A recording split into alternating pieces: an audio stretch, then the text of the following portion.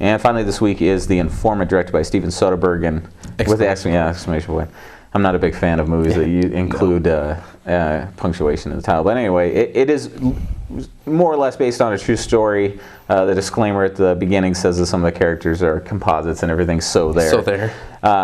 But, so it boils down to corporate greed and a guy who just can't tell the truth. And it does. I don't even know that he realizes what he's doing. And Matt Damon plays Mark Whitaker, and he's a rising executive at some chemical company. I think they make corn-related sweeteners and things like that.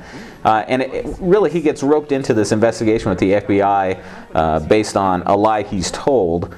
And believes that he's somehow the hero by exposing all this price fixing that his company and his competing companies are engaging in.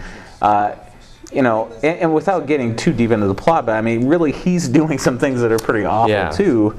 And I don't know if stabbing somebody in the back and then pointing out that your friend just did the same thing exonerates you. And that's sort of the way he's. You can't point to bad behavior to justify bad behavior. And that's really what this is. And I think what is most striking about this movie is that Matt Damon's character, he just seems like a guy who has always kind of been in over his head. So he has to make up stories. He's been trying to get to this place in life where he thinks everything will be okay, and in order to get there, he really is just an ordinary Joe Schmo type of guy. But part of his persona too is that he realizes that he's pretty ordinary, so he creates all these lies to make himself seem, I don't know, more interesting or something, to stand out from the crowd. And Matt Damon's performance is very good. I mean, it's understated, and I don't. It's hard to point to exactly what about it was great. But I mean, he really does embody this sort of average guy who who just can't tell the truth, and eventually gets himself in deep. But by the end of the movie, it even says that despite having gone to jail for it, he's still working for as the chief operating officer for some other corporation, which. If that doesn't tell you that corporate greed is out of control, I don't know what does.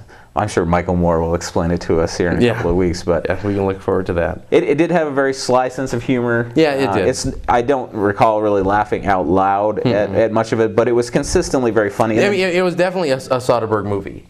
You could tell it throughout. It had, I've kind of gone through and recalled the rest of his movies, and he has a very specific look about his films. I think the filters that he uses on the camera and the lighting that he uses. So I mean, you can definitely tell it's him, and the humor is all still there from the Ocean's movies.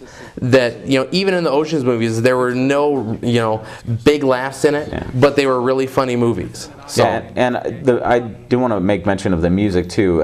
It's really subtle, but there are musical cues that just complete each of these scenes, and it runs through pretty much the whole movie. There's some music going on, so definitely check this one out.